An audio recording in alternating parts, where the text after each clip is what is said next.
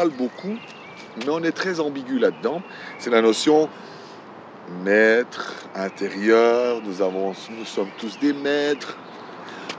Vous avez tous vu ou lu ou entendu ces histoires de maîtres. Et pourtant, ce qui est fou, c'est que ça reste quand même quelque chose de très tabou. J'ai en mémoire un livre, et ça montre bien toute l'ambiguïté. C'est pas parce que cette personne était plus ambiguë que les autres, c'est que tout le monde est comme ça. C'est dans le premier paragraphe était précisé, vous êtes tous des maîtres. Merveilleux, ça y est. On se dit, c'est vrai, je le sentais au fond de moi, on est tous des maîtres. Et juste après, c'est marqué, oui, mais les vrais maîtres se taisent. Donc je me suis posé la question, j'ai dit alors, Jésus, le Bouddha, c'était des faux. Alors où sont les vrais?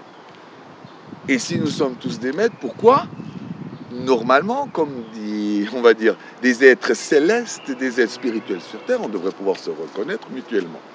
Est-ce que vous avez vu dans un seul salon du bien-être où les gens disent « Ah, quel maître merveilleux tu es » Personne ne vous a jamais reconnu comme ça. En tout cas, pas moi, je ne l'ai jamais vu. Donc du coup, pour ces choses qui paraissent théoriquement évidentes, il y a des gros tabous. Pour une simple raison, parce que c'est quelque chose qui est fort. Mais pour avoir peut-être une idée un petit peu plus précise du maître, il faut déjà savoir à nouveau de quoi on parle.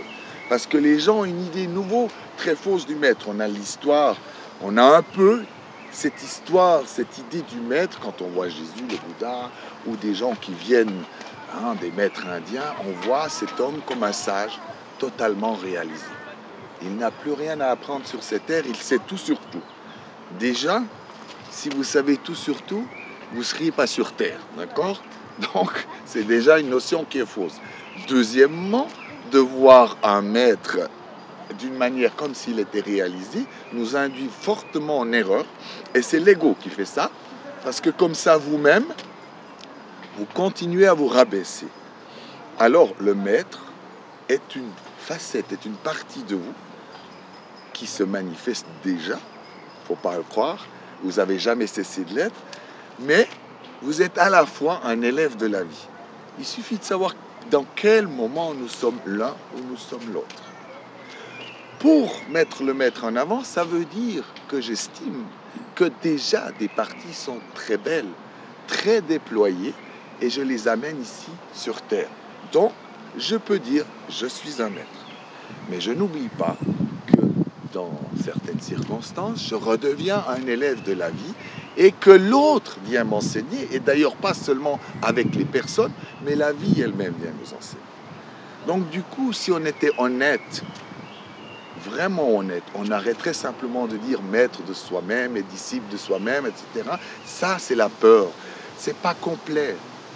Si je suis capable de me considérer à l'intérieur comme un maître et comme un élève de la vie, je suis aussi capable de savoir quand je suis dans cette énergie et que l'autre devient un élève, mais je suis aussi capable de me retirer au bon moment en sachant, là, c'est lui qui m'enseigne quelque chose, c'est lui le maître.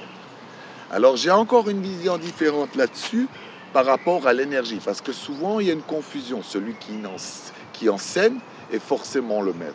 L'énergie du maître est encore autre chose. C'est pas juste de l'enseignement, c'est la présence. C'est que vous, quoi que vous fassiez, vous êtes tellement présent que ça modifie votre environnement, ça fait travailler l'autre, parce qu'en somme, votre énergie va permettre à l'autre de se révéler. Mais ça a une conséquence.